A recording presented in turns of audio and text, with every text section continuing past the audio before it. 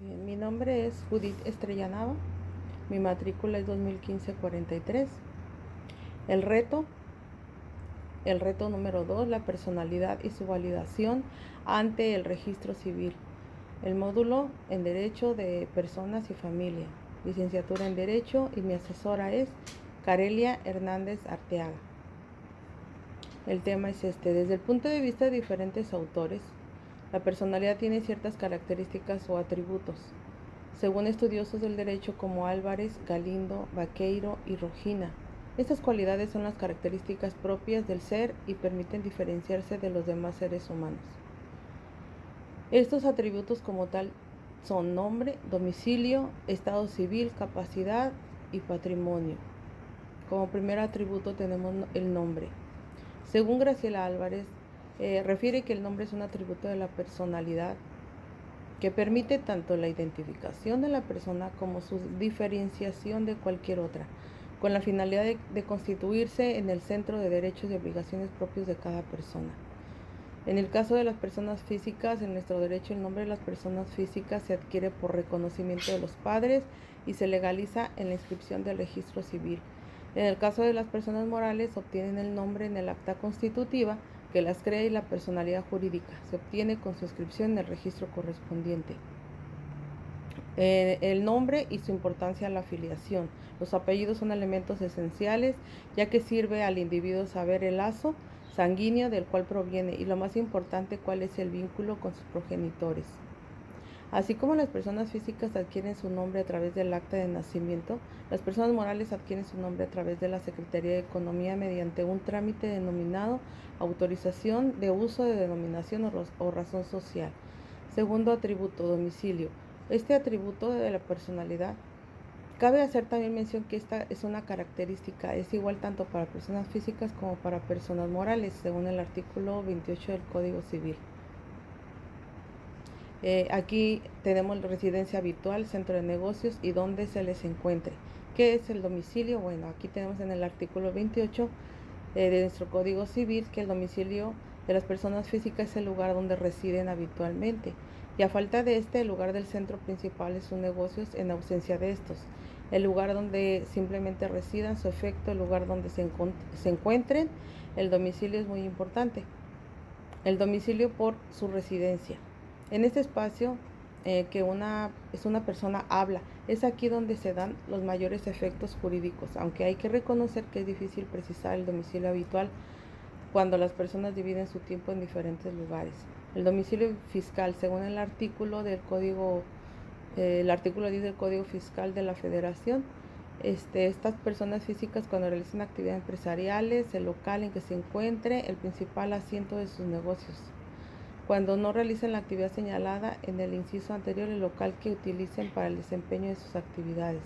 Personas morales, cuando sean residentes en el país, el local en donde se encuentre la administración principal de sus negocios, ya sea que se trate de establecimientos de personas morales en el extranjero, dicho establecimiento en el caso de varios establecimientos, o el local donde se encuentra su administración principal, según en el país. Domicilio de negocios. Se puede interpretar que es la actividad comercial de la persona física o moral. Hay ocasiones que este domicilio de negocios es el mismo donde residen. Es el caso de personas que presentan sus servicios profesionales y que no cuentan con un lugar físico distinto para desarrollar sus actividades. Domicilio procesal. En cualquier litigio es necesario señalar este domicilio en el cual puedan oír y recibir notificaciones. Esto pues con la finalidad de que el proceso tenga una certeza jurídica y de que los documentos lleguen a su destino. Y cabe mencionar también que en los estados es posible registrar el domicilio en sistemas electrónicos del sistema informático y del Poder Judicial. También tenemos el domicilio registrado ante las autoridades, que es de mucha importancia que se determine este domicilio atendiendo así a las necesidades del sujeto. Tenemos otro atributo que es el del estado civil o político. Estatus frente a la sociedad en relación con el matrimonio, soltero, casado, divorciado, viudo o en unión libre. Y en relación con la familia, padre, abuelo, hijo, tutor y toda aquella relación familiar que conlleve a las obligaciones. El estado civil solo aplica para las personas físicas. En este atributo trata a la persona mostrar su estatus jurídico frente a la sociedad y frente a la nación. El estatus frente a la sociedad también se le conoce como estado civil y nos muestra las cualidades que poseemos padre, hijo, casados y solteros. Frente a la nación, el estado político muestra la calidad nacional al extranjero, capaz o incapaz, mayor o menor.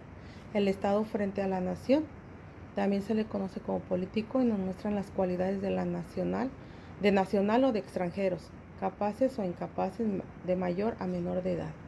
Tenemos otro atributo que es el de la capacidad, ser susceptible de derechos y obligaciones.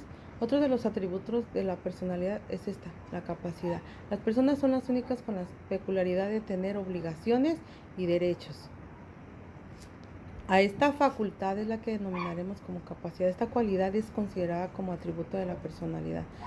Gracias a estas características se pueden saber con mayor precisión cuáles son nuestras obligaciones y derechos que posee la persona.